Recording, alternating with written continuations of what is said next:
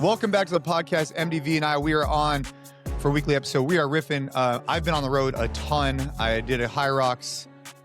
We've been doing a lot through Train Hard. MDV's had his own life journey going on. And so we're just on the mic to chat. Last week I did a solo episode. It was more so about just a single topic that we wanted to discuss. And long story short, here I am. We have multiple topics for today. So you've been Willie Nelson, man, on the road again. Where have you been? You've been all over the map. We got to get a little like Jason Tracker and put that song to it, because you've been where? Texas, you were in Tennessee. Texas, Tennessee, North Carolina, Irvine in the last week. Yeah. Right. And I was supposed to be in Idaho today, but no go. So while I was traveling, I did some pop-ups, men's clubs, which I thought was a really, I'm really convinced that that's going to be a brilliant idea. But I went to the one odd thing that Ash and I did. Well, we went to a Diamonds in Denim charity event, which was Diamonds in Denim. What's this all about? Diamonds in Denim. So it's with Apogee Schools and with Matt Boudreau and Tim Kennedy. They put on a charity event, and it was weird because, Ashley like went all out on the Diamonds in Denim. I got like an Amazon belt buckle that was like, I don't know, it made me look okay. Bedazzled? Was it all bedazzled? It was a bedazzled belt. But we didn't know what to expect, right? Like you get there and you never know how these things are going to go. Sometimes people like pick up on the theme and like really go at it. Sometimes the theme is just like no one really plays into it. Well, in this case, I'd say like 15% played into it pretty strong, Ashley being one of them. And the rest of the people were just like wearing normal clothes. But because we were in Texas, a lot of hats, a lot of denim, a lot of like, it was a very cool event. What was your boot situation? Did you have cowboy boots on? I wore cowboy boots. Yeah. So I wore cowboy boots. Strong move. Dude, this guy did some live painting, which were pretty cool. But here's the part that really was interesting. So they had a live auction. And because of Ava's Kitchen, we're pretty familiar with the live auction, systems, right? We've been to quite a few auctions for charity. Normally it's one auctioneer and then the audience. In this case, they had this group of guys. They call them like the Texan auctioneer boys or whatever it was. It was almost like they were experts. Like, have you ever seen any like those cattle auctions? Yeah. It was like that. So the guy starts off at the top and he's like, bah, bah, bah, bah, bah, bah, bah, bah, bah. And then there's three guys. They all have mustaches and cowboy hats. They stood out like crazy. And one had the left side of the room, one had the middle of the room, one had the right of the room. And they're just like, bah, bah. It was intense, man. Energy outrageous, probably. Oh my God. And energy through the gills for these guys. Dude, at one point, like the guy came over to me. I raised my paddle to support like this one painting. And I had like I said like a certain amount of money or whatever. The guy comes over, he's like, he was like getting like really aggressive. I'm like, look, bro, like it went over what I wanted to spend. Like, get away from me. And he's like, anyways, but it was a very cool experience. They raised a lot of money for kids, for schools, and very interesting group of people. Like, you had a lot of pro fighters there. You had a lot of like just different people. It was a cool experience in Austin. Was this in Austin, Texas? Yeah, so that was in Austin. Then the next night, Ashley and I, because we were kind of like after that, we went to the comedy Mothership with Joe Rogan. Oh wow! How was that? It was very unique. So when you show up there, first off, where it's located at is in like the armpit. This is what the locals told me, the armpit of Austin. So like you're in like 6th Street, like it's like popping. It's craziness. And so we go in and they take your phone, they turn it off, and they put it in a bag, like a secure bag that you keep with you, which that in itself is a little bit nerve-wracking because Ashley and I, we have 2 kids and like it's kind of weird not having any form of communication for a couple hours. Whatever. You get past that. Then you get in and dude, the show that we watched was and they took care of us. They were very gracious to us. So thank you to the 10th Planet crew who runs security, who hooked me up. But anyways, we get in there and there was 10 comedians. I've never been anything like this. Each comedian goes up for like, I don't know, 5-10 minutes or whatever it was. and they had every ethnic, every race you could think of, gender, like, dude, they had everybody go up there, and 2 out of the 10 were really funny. The rest of them were, like, mediocre. Mm, But mm. dude, some of the stuff they said was outrageous because there Yeah, was no phones, no video, no nothing. So some of the yeah, stuff was pretty, like, they were testing content to see what the reaction was, and as you can yeah, imagine, some of it was pretty aggressive. yeah. You can't bring your sensitivities to a comedy show. No. You gotta check your sensitivities at the door. No, yeah, dude, and, like, I mean, yeah, but there was some pretty funny ones, so that was a cool experience. Any Then I hecklers, actually or was it a clean show? no one was, like, really yelling or anything like that. Yeah. It was a small dude, it was a small I didn't realize how small it was. It was only, like, maybe, I don't know, 80 of us in this room, like, it was Oh really wow. intimate. It was a very cool experience. Cool. Um, then I ended up heading out to, uh, Cookeville because of some work we're doing at the Rich Froning. Then I ended up driving to Smith& and Wesson, and dude, so Smith& and Wesson's been around since the 1800s, That's 18 an like, old 50 company. something. Old company. But dude, their HQ, they moved in a new HQ, but they treat it like TSA. So when you go through, you have to go through metal detectors because they're regulated through the government. And so it was a really interesting experience going and watching. Dude, I watched the way they actually manufacture the firearm. And like not 3D printing, but how they take like basically like the whatever that material is and like compress it. Oh wow. It was a cool experience. So ended up there. Very cool. Do you get to shoot any cool weapons while you were there? I wouldn't say cool weapons, but I got on so it was cold Hmm. and I so I got to shoot just a rifle pistol, but because it was cold, like they had some slow-mo cameras that are probably gonna make me look like I'm actually like a really like, because Jason like Wick? yeah, like I'm Jason Wick over there and I'm like shooting, but then at the end of shooting, kind of blow out and it's like Yeah. just a cloud of smoke. So yeah, nothing cool, just shot, filmed some content. That's been a incredible partnership. I'm actually Yeah. looking at doing, another tactical games here pretty soon, and, anyways, then from there, I drove to North Carolina. That was an interesting drive, and, hit up 7, 8 the hours? yeah, no, it was like from there, it was like 5 hours, Mm. but it was just whatever. I listened to some podcasts, and then anyways, I ended up, doing an F3 workout, in an underground parking garage, which I found to be a really great location for anybody interested in doing a men's club. I think the underground is a great idea. The covered parking garage. Yeah, it was a really good idea. These guys Mm. were using like like almost like the piping to do pull-ups on, and just like there was a lot of variety. And then they were using cinder blocks in the corner, Yeah. which they just keep there because they're so cheap. Yeah. Still outside, still gonna be cold, but you're kinda protected from the elements a little bit with, not having the snow or the rain or as much wind. But yeah, that's a great location. That's the HQ. F3 kinda HQ location, right? They call that the hot box, The they said? hotbox, that was the The hot original box. F3. F3 is another men's group that's focused on, the principles of leadership, so it's fellowship, fitness, and faith is Yeah. like the 3 Fs, and it's a leadership group where it's a little bit different than THMC, which is a fitness Mm. organization, that has other stuff happen after it. So, yeah, man, it was a lot of travel, ended up doing a HYROX with Ashley, yeah, How'd been that out and go? about, dude, it was, How'd that HYROX go? bro, let me tell you something, okay? Tell us something. If you saw Ashley's Apple Watch, so we are, so I about what was it, like 6 months ago or so? I That you did convinced a HYROX?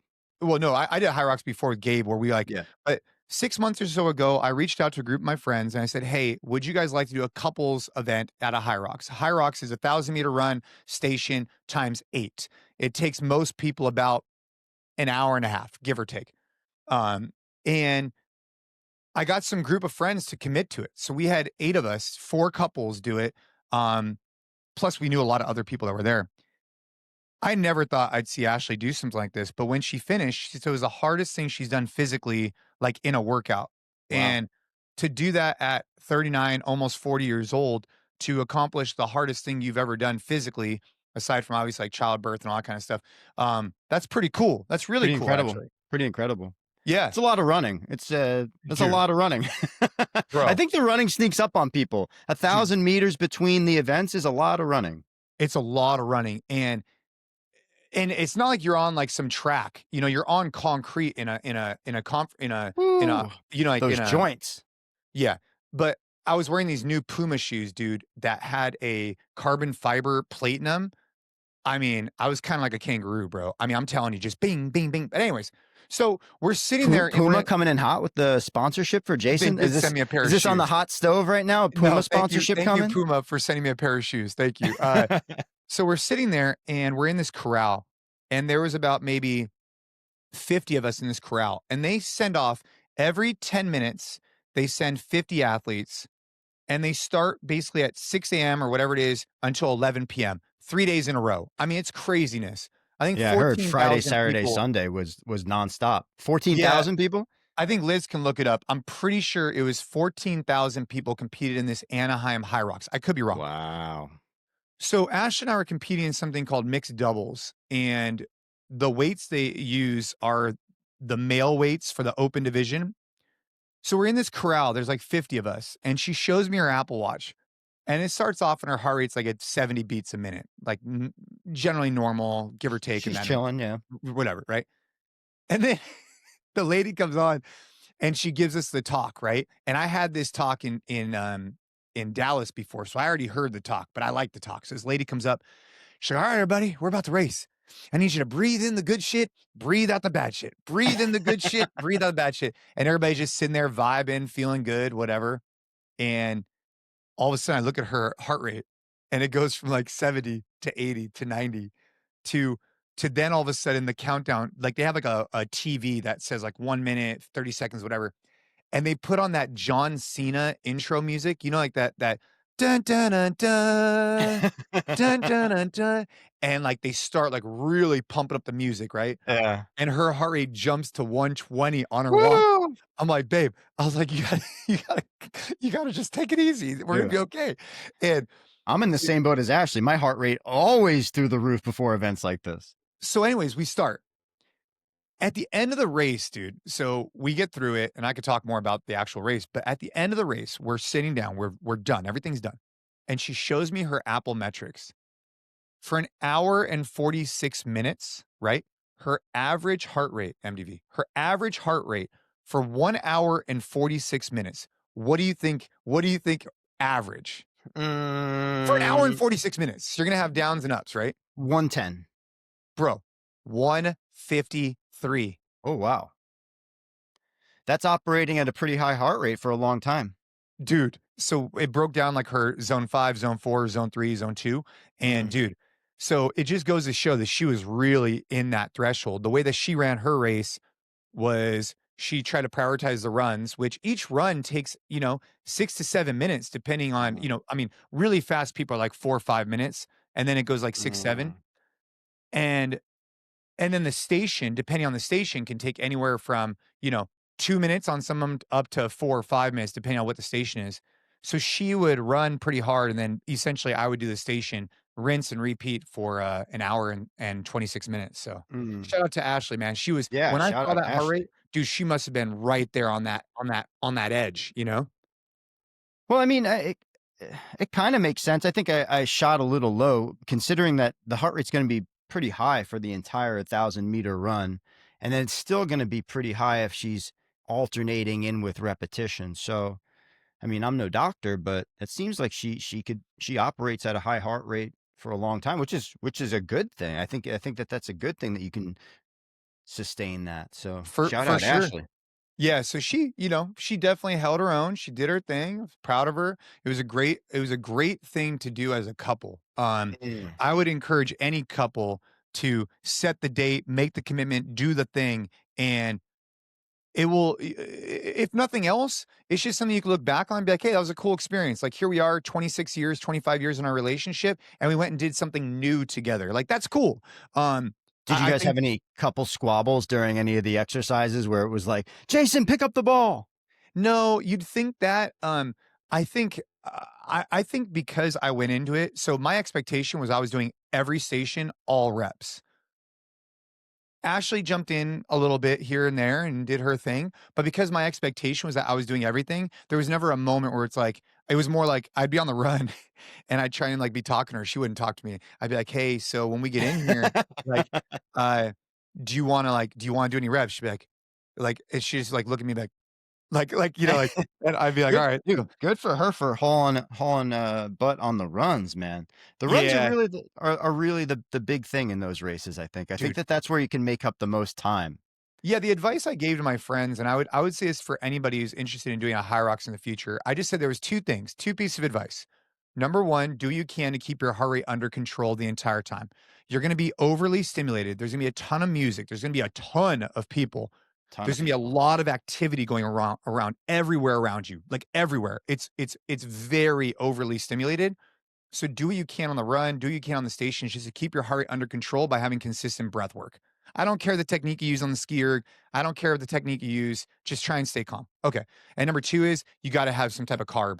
Like, at the burpee station, you have to take on some type of carb because Interesting. where you saw people getting really messed up, I saw at least 10 people cramping in the corner. I saw Wow. one lady actually, like kind of pass out a little bit, which was unfortunate. It's because these people get so riled up and they forget that, dude, they're 45 minutes into an hour and a half race and they're pushing themselves. And those would be my two recommendations for anybody looking to do a high rocks.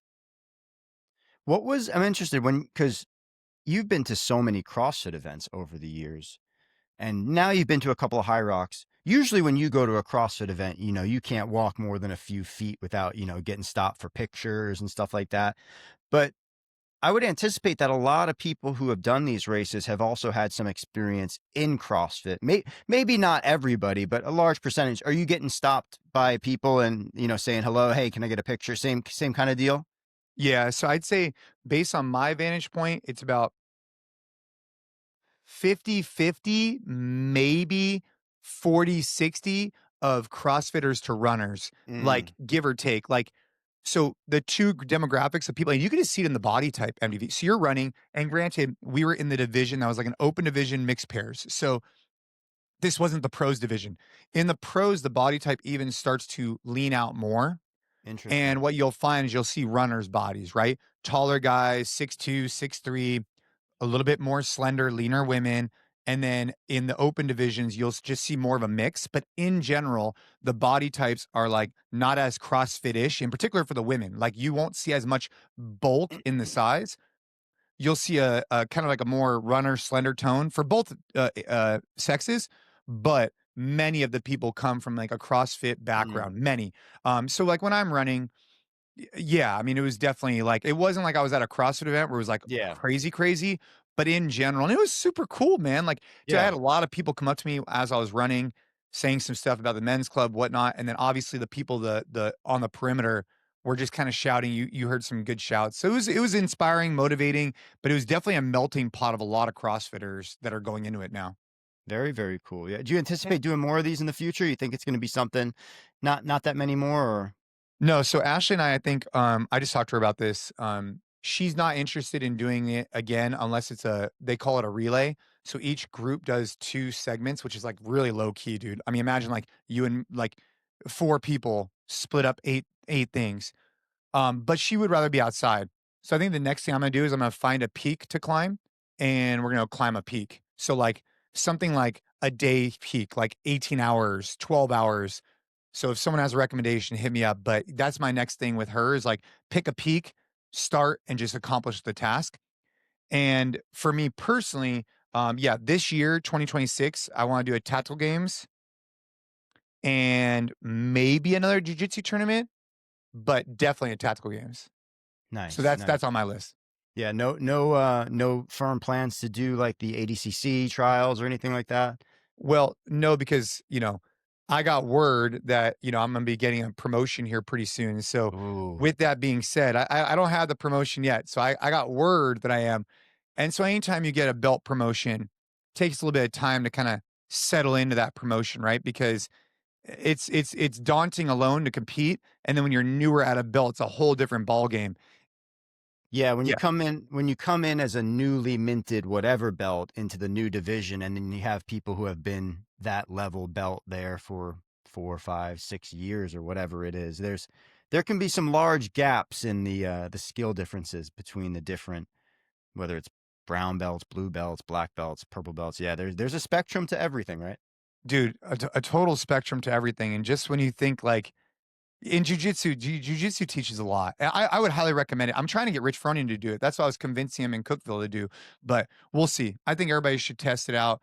If you haven't tried it, go find a local gym and go do it. But I, well, we have obviously a ton of exciting news I want to get into. Anything you want to talk about before we jump in there? No, I think we should jump right in. We got a lot of exciting stuff coming, man. We got more than 30 Train Hard men's clubs out there across the United States now and counting. We've got something really exciting coming down the pipeline, launching on January 5th. You know, we got a lot of stuff coming here in 2026. So yeah, let's get into it. So one of the things that I want to do in 2026 is I'm going to do a tour. So stay tuned, please, for the THMC Tour.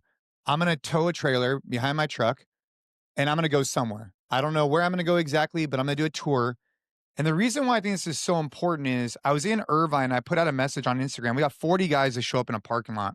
Yeah, that And was they cool. saw firsthand what it's like to run a men's club, where it's all about positivity. It's about lifting people up. It's about gritty, doing it outdoors, and being cold and uncomfortable. Something special happened there. You know, we had access to a CrossFit gym. It was literally, we literally pulled the weights outside the gym. And people would ask, like, dude, why didn't you just do it on the beautiful turf in there? Or the gym we went to was really nice. Shout out to CrossFit Tustin. But the reason why we did it outdoors is because it's just a completely different energy when you're in a parking lot. And so what I want to do is do a tour so that people can see what this looks like in person, and then they could go ahead and go replicate and copy it, and we could ultimately spawn more locations that way. So Yeah. stay tuned for that in 2026. Yeah. Um, There's definitely something different about training. I mean, training outside and just being so connected to nature. And then you also said this you were on a podcast recently with the guys from F3, and you were saying something special about training as the sun's coming up, which I thought was a really interesting thing, because there is that moment, you know, when you're out there and it's dark as fuck, it's cold, you're freezing, you're like, why did I come here? Why am I here? This is the worst decision I ever made. I should have just stayed in my bed and slept. And then all of a sudden you get some movement in, maybe get some burpees in. And then all of a sudden you start to break a sweat and the sun comes out. And as the sun comes out, you reach like a whole new level of like awareness. It's like you're in it, you're there, you've already gone, you know, more than 20, 30, 40 minutes, whatever it is. And now you're like, there's no way I'm not finishing this thing. It's a cool feeling. There's something special about it. I don't know exactly what it is. I can't put it into words, but everybody who comes out to these men's clubs, they feel it. Yeah. And what I'd encourage people to do who are listening to this, like, is just go text some friends, go do something outdoors in a parking lot, a parking garage, or whatnot, and check out the Train Hard map. So, link to this podcast. We're going to have the th.fit. That's our main website. There's all kinds of stuff in there. But if you want to jump on the map, you can find a location.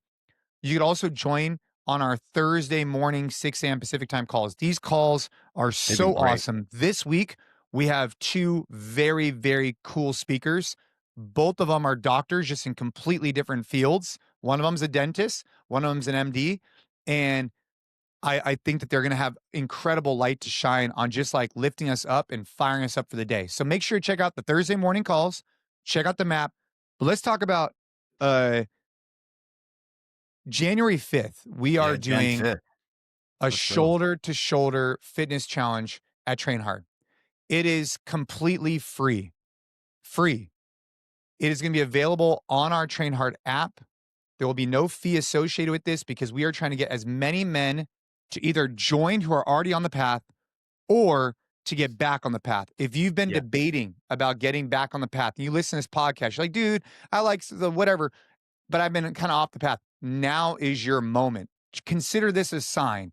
The sign is all you need is a set of dumbbells, preferably 2 sets if you have it, but if you have one, that's fine. Access to cardio and a desire just to get after it. The challenge has 5 parts. I'll let MDV, you know, if you want to hit one of them, I'll take one of them. The challenge has 5 parts. It starts January 5th. It's completely free. It's in the podcast show notes and you have to do it.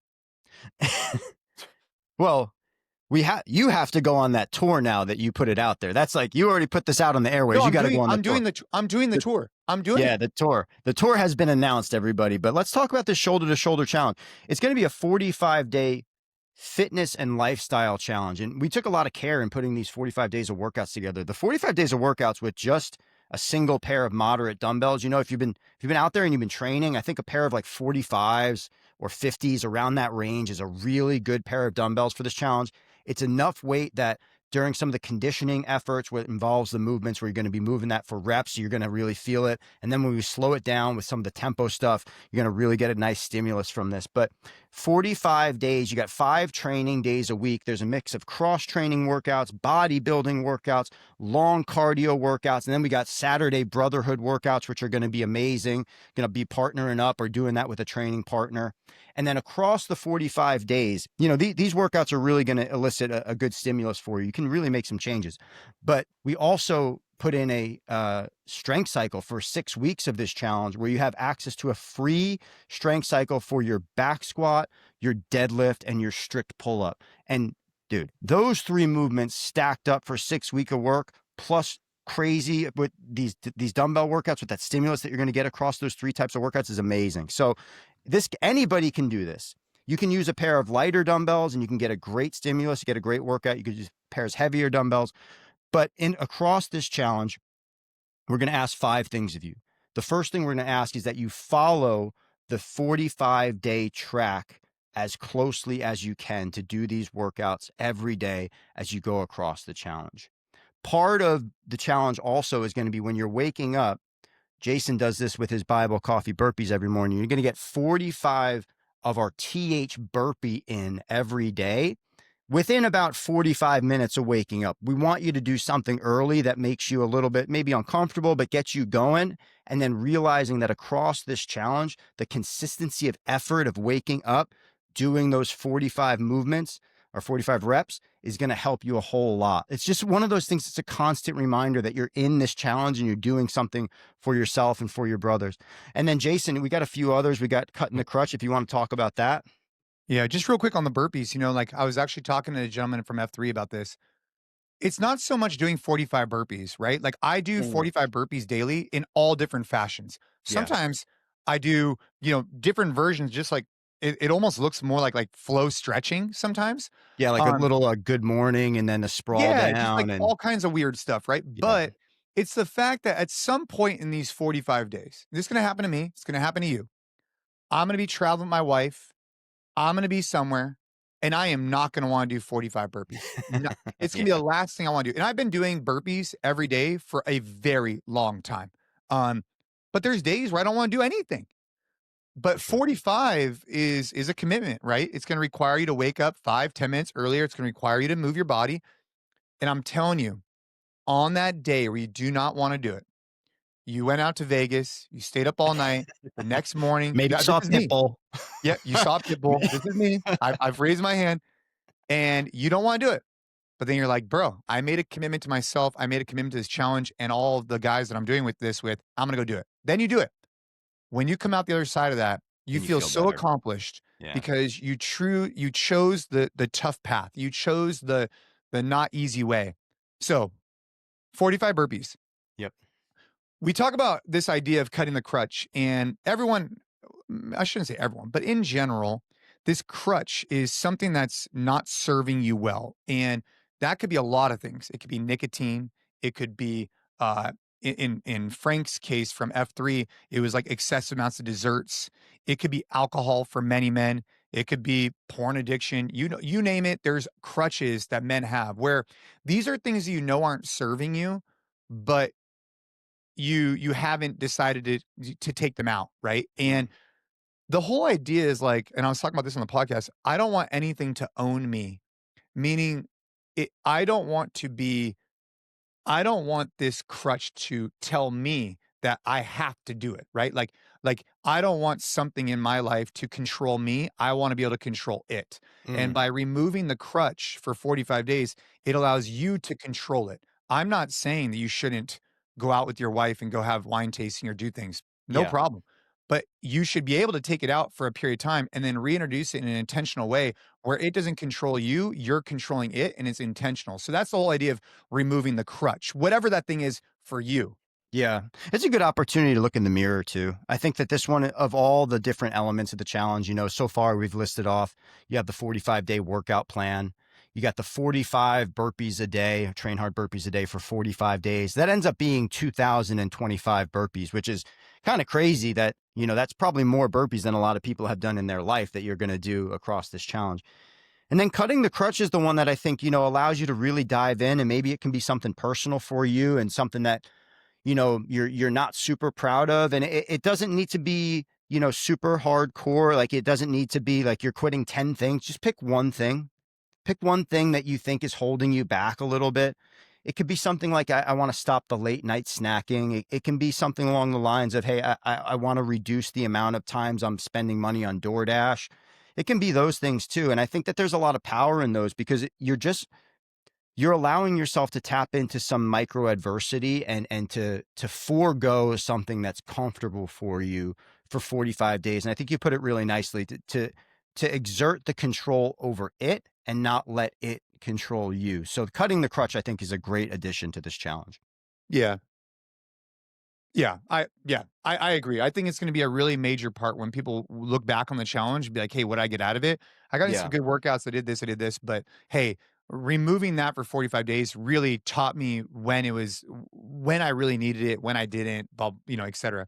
Yeah. I think, so there's two additional parts to this. We And got a nutrition, and then we got the brotherhood workouts. yeah, the nutrition is important because we're talking about getting in 45 grams of protein per meal, 3 meals a day. And Yeah. nutrition is very nuanced. And if you go look on ChatGPT or the internet, there will be so many different things. And this view on it is very dogmatic. Like, if you eat a piece of kale, you're gonna die. It's like, bro, just chill. In general, many people, especially those people in the nutrition space, as they evolve, as they grow, they realize like the things they really held true 10 years ago, they've had to kind of adjust. Yeah. And it just happens to people. I was actually at an event last week with someone who's very in the nutrition space, and she was saying that she would travel with olive oil with her Yeah. because she was I know who it convinced. is. With that, I know who we're talking about. I've been to some meals with her. because she was convinced that any salad dressings had a seed oil that was gonna, like, kill her, and the reality is she had to learn over time that, like, A, that's just not a good quality of life, and B, like, that's not Yeah. always true, like, it's Yeah. okay, and so, when we look at nutrition, we look at it from a macro level, That's and it. The macro macro level rules. is, like, if you prioritize protein per meal, the reason why that matters to us is that it's harder to eat crap throughout the day. If you Yeah. prioritize solid breakfast with, let's just say, some eggs and some yogurt and whatever, it's very difficult to then be very hungry midday and just grab potato chips and Snickers bars, right? So if each meal you say, "Hey, I'm gonna have a palm size worth of chicken or steak or whatever," it's harder to make those terrible nutrition choices, and that's why we brought that up. Yeah. The 45 grams of protein is, it ends up being, It's a decent amount, dude. It's yeah, 135 grams of protein. Like, your protein needs could be around that. They might be a little bit more. They might be a little bit less. There's some rules out there that people kind of subscribe to. If you're like, what's my protein need? You can generally either assign 1 gram of protein per pound of lean body mass, or like 0.75 grams of protein per pound of lean body mass. I don't think that really you could choosing either one of those is fine.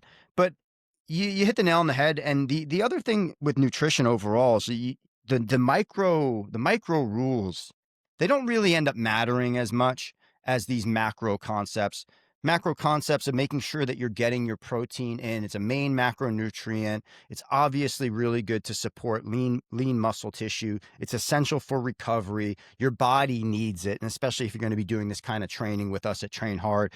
The other kinds of things that are out there that I think mostly everybody agrees upon is that processed food in general, if that's the only thing that you're eating, it's probably not great for you. You shouldn't have the mainstay of your diet be processed food. A lot of the things that you want to intake, whole foods, nutritious foods, as close to the source foods as you can, and have the smaller percentage of your intake be on the processed food side.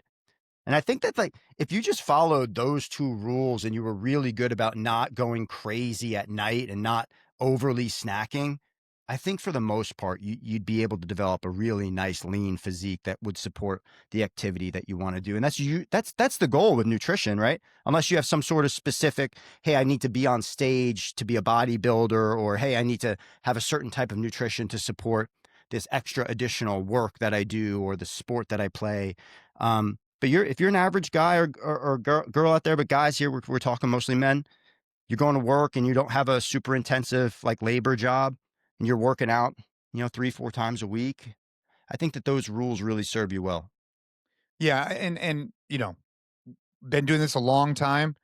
I'd say that in general, if everybody just abided by that, like they'd be pretty darn fit, you know. And Yeah. and then this final piece I think is the one that, and I'm going to be very bullish on this. Like I'm very convinced that what we're doing at Train Hard is going to change men's lives. Like I'm more convinced than ever, because I also it's hard because you become a part of your own echo chamber, right? But the reality is that every single day I get dozens of Yeah. messages from men from across the country, across the world, who are meeting up in parks and seeing the impact firsthand. Yeah. And so it's hard for me not to feel so passionate about this when it's not like one or two people are messaging me. I get messages dozens of times a week.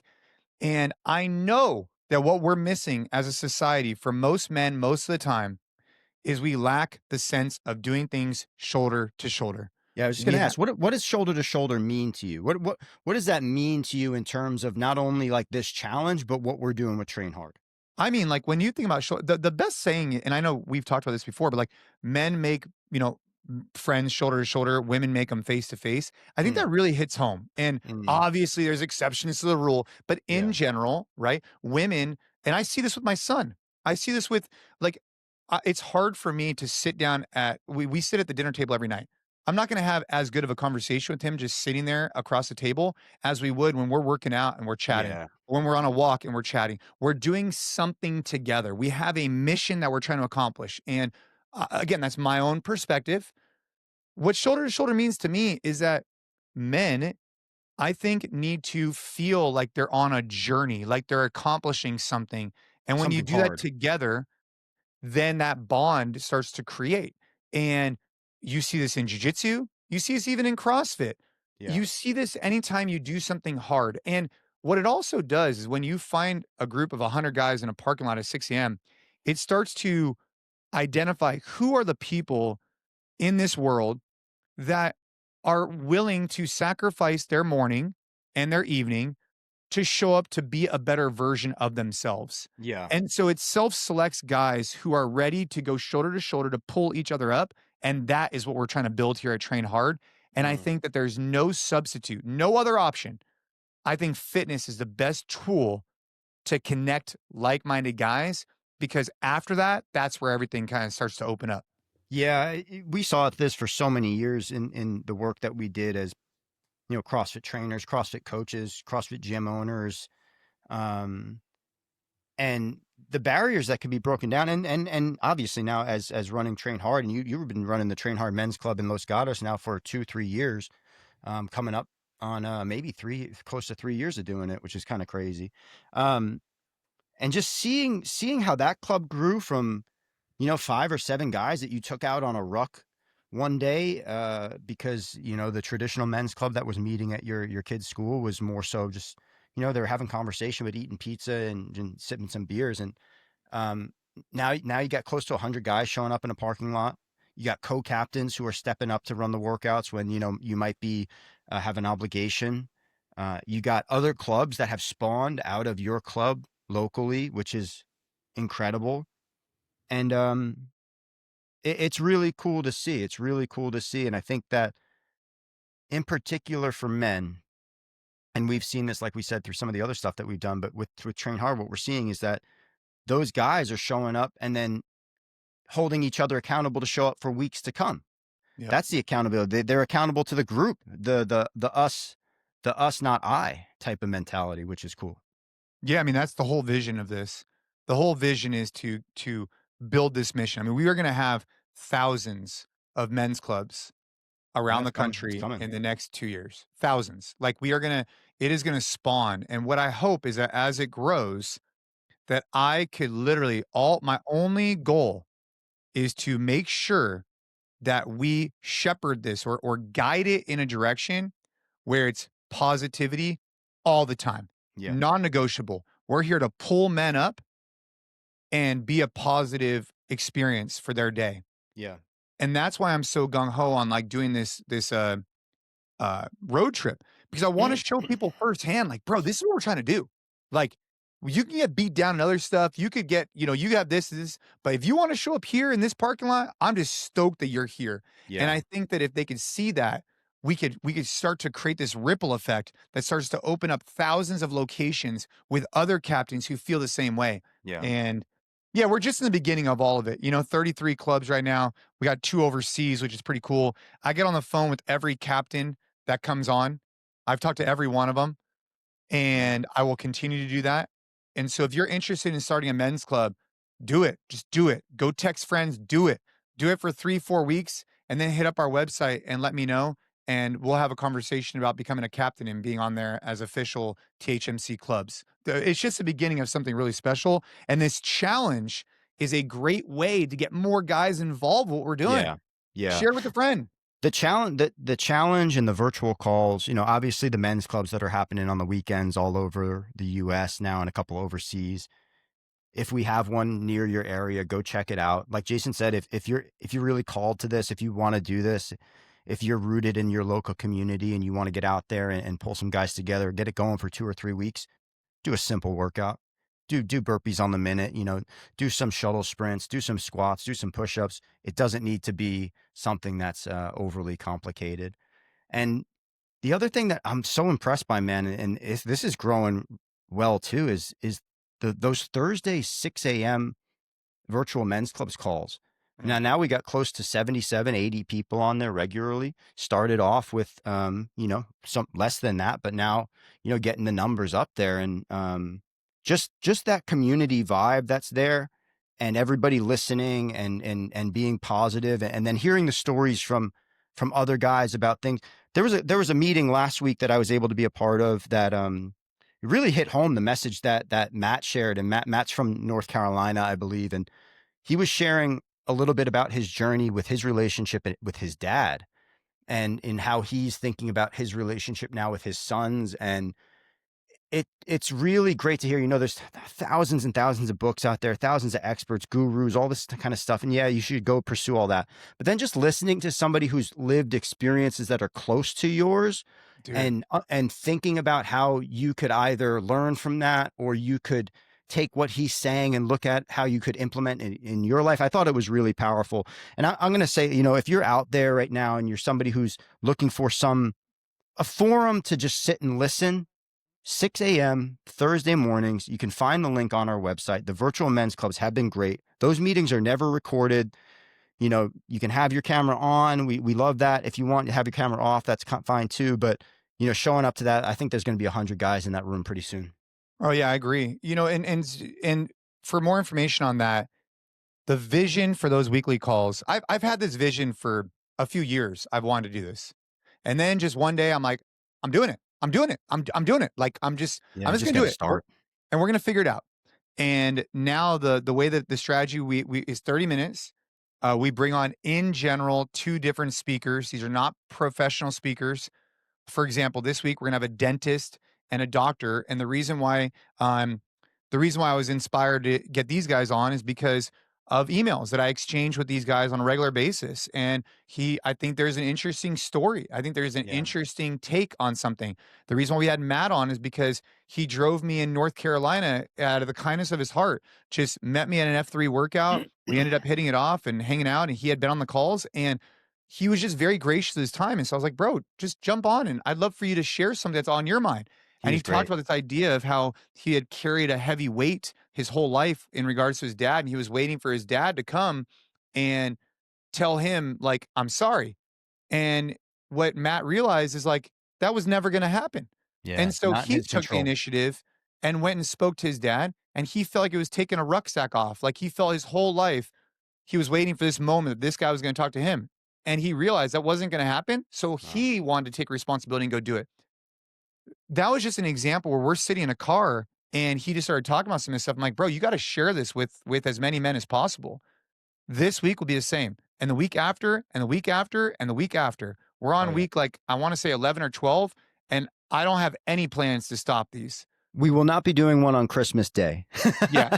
Christmas Day, we're taking it off. We did one on Thanksgiving, but Christmas Day, we're taking a leave of absence on Christmas Day and coming back the week after.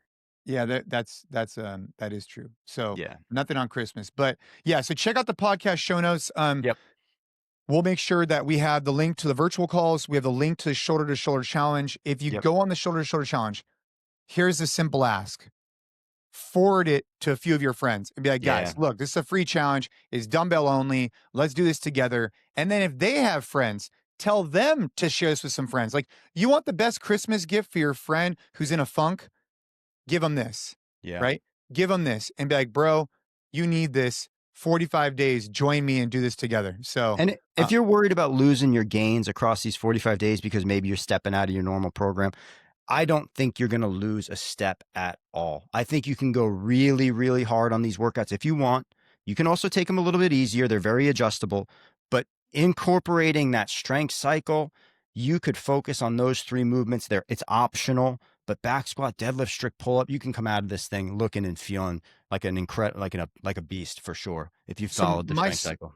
My son and I will be doing this every day. Yeah. So just for the record, and we will also be doing the strength cycle. Because right now, yeah, he's hitting a strength. Anyways, I love that. So there's 5 components to the challenge. Number 1, follow the workouts. There's 5 workouts a week with 2 rest days. Number 2, getting your 45 burpees to kick off your day to build up some consistency. Number 3, getting your protein, 45 grams of protein per meal 3 times a day. Number 4, cut the crutch. And number 5, you have to work out with somebody else. Yeah. You have to once a week. Yeah. And look, if you're in a place in your life where maybe you have limitations or you're iffy about this, dude, just do whatever you can through this challenge. That's the whole goal, is to do something that's uncomfortable to start off the year, and let's kick it off right. So check out the podcast show notes. January 5th, we launch. Check out the Thursday calls. And man, I'm fired up. And stay tuned for this. Registration is live now. Let's go. Yeah, registration is live. And stay tuned for the 2026 tour. It's happening. I mean, 100%. I am taking that Train Hard trailer. I don't know if I want to commit to across the country, but definitely across the West Coast. West Coast tour coming up 2026. That's it. We need to give you a Spotify playlist. Yeah, we appreciate you guys. Keep training hard. Keep getting after it. Share the podcast show notes. Share this with a friend, and let's get them all together. Let's go. See ya.